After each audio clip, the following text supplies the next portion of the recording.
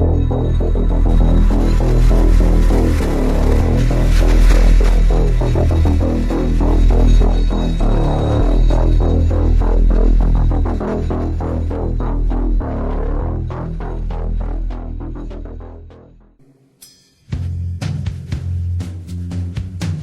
name is Nassim Sabs.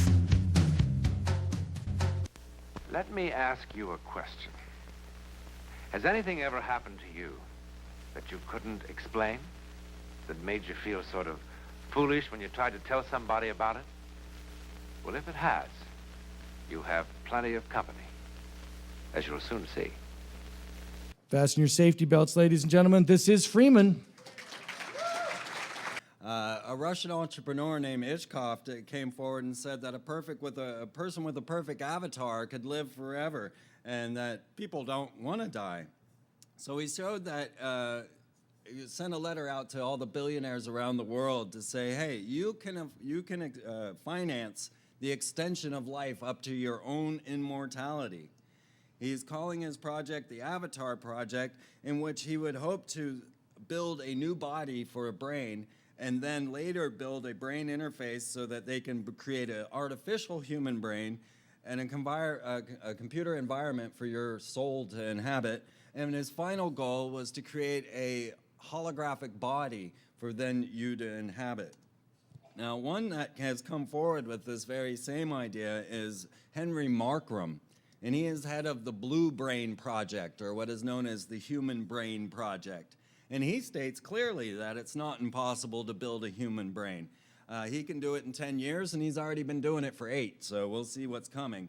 Henry Markram says that the Blue Brain Project is the attempt to create a synthetic brain by reverse engineering mammalian brains using blue gene computer and neuron software. This would require the processing of exabytes of data. And so for you to understand this, an exabyte's actually 1 quintillion bytes, and it's stated that it would only take 5 exabytes to house all written language on planet Earth.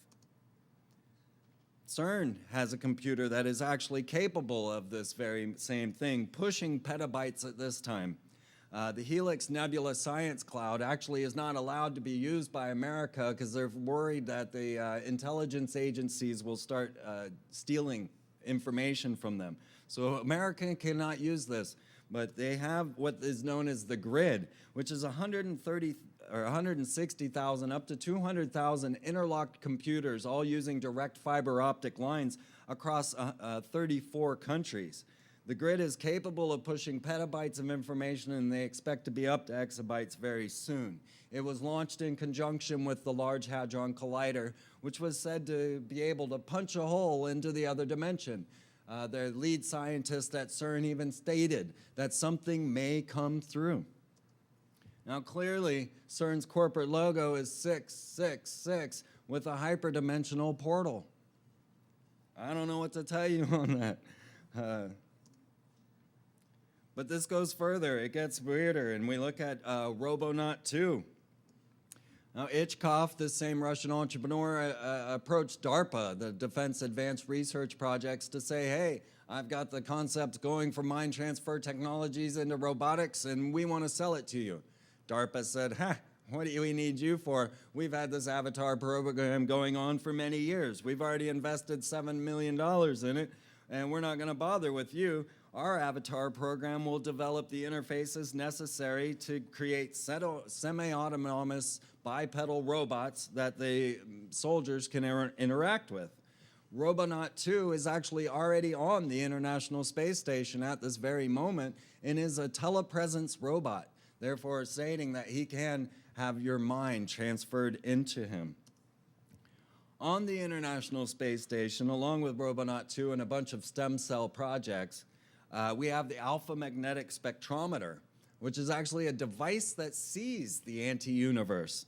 Now, the curious note about this is that the corporation that formed the device that sees the anti-universe, or the antimatter annihilation detector, that's their corporate logo. It's a reptilian claw. Yeah. One step further, when we bring this back science fiction, and we have the modern show, The Fringe, which deals with this kind of multi-dimensional reality. And on the other dimension, they use this symbol, the FF, or the 66. So consistently showing us the same story. As they start to build these new world capitals or pre-planned cities, the Nazis came over in Project Paperclip, met up with Walt Disney, and began programming our youth.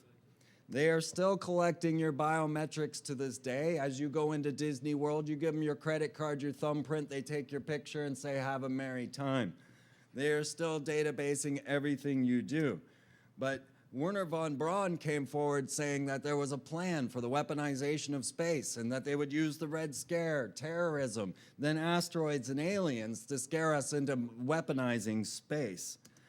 He then told his assistant, Carol Rosen, to say that the message he kept giving was that we must prevent the weaponization of space, because if we do not, we will never know the truth of who we are, who we were as a human species in the universes. And he constantly referred to the multiverse and the universes. Of course, he was an SS officer that came over to start NASA.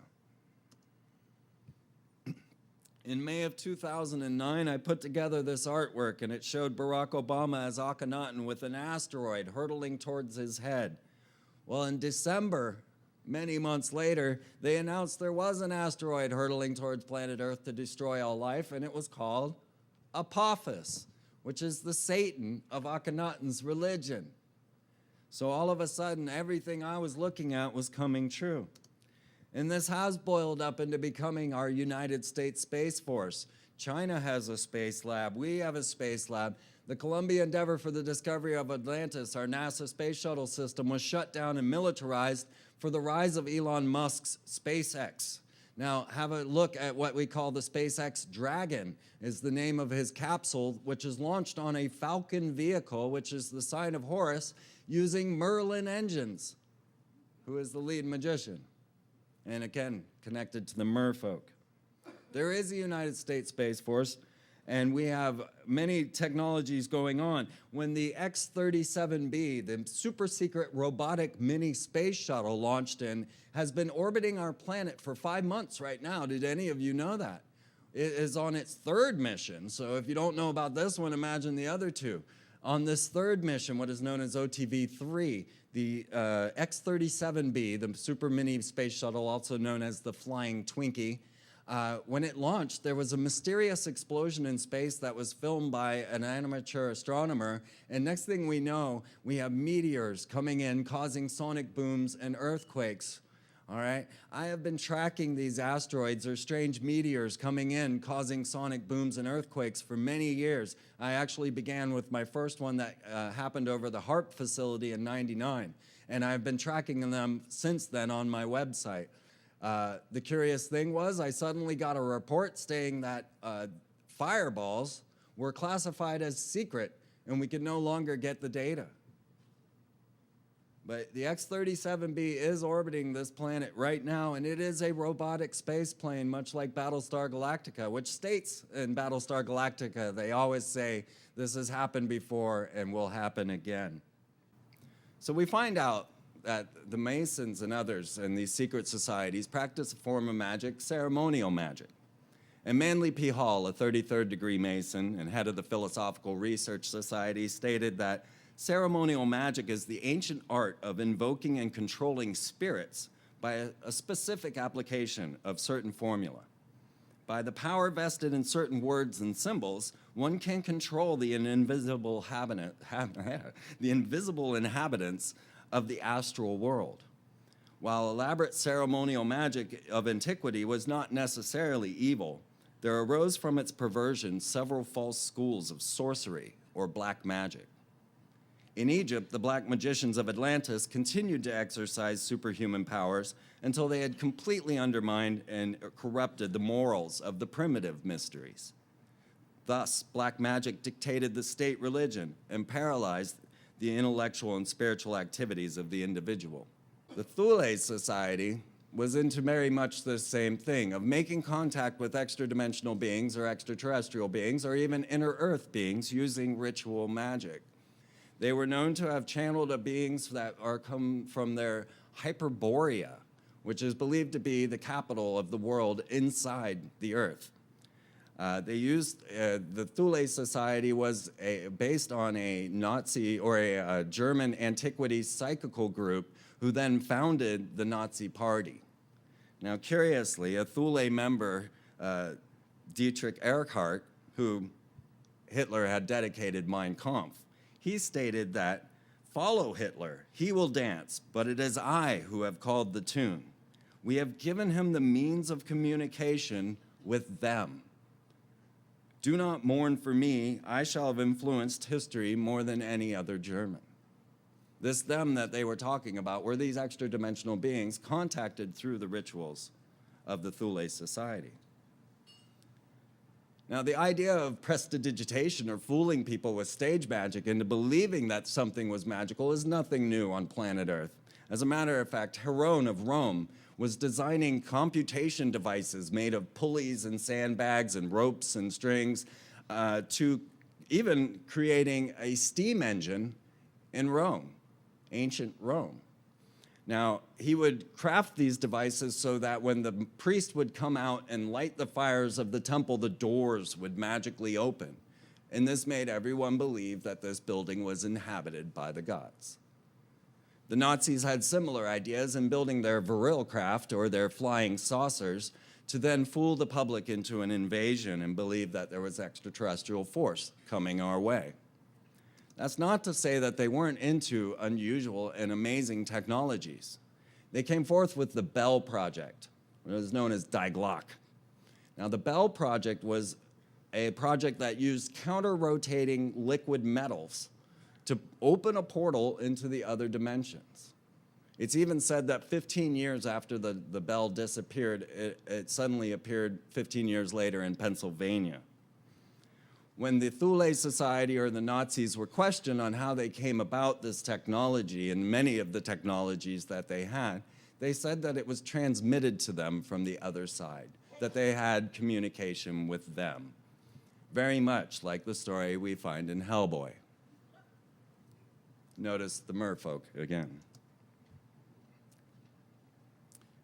In the modern day, we have a new order that is known as the Ordo Templi Orientis, and we might look at them as the modern Illuminati or the modern black magicians of Atlantis. Now, they are known as the Order of the Eastern Templars, relating themselves back to the Knights Templar or the Oriental Templars. And they're based on Crowley's Book of the Law that was transcribed to him by extra-dimensional contact with a being named Awas. This book proclaimed that there would be a new aeon in human thought, culture, and religion. The new aeon is the age of Horus, or the age of the crowned and conquering child. It is based on the belief that the rulership of three gods, Isis, Osiris, and Horus, influence and determine the fate of the world.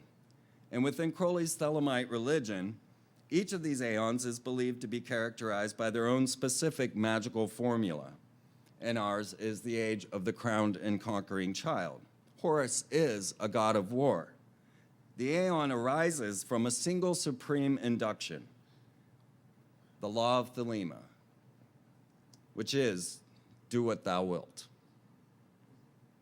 Now, will plays a strong role in this entire ceremony, and you'll find that they are asking for your free will agreement to all of the nefarious dealings that they are doing.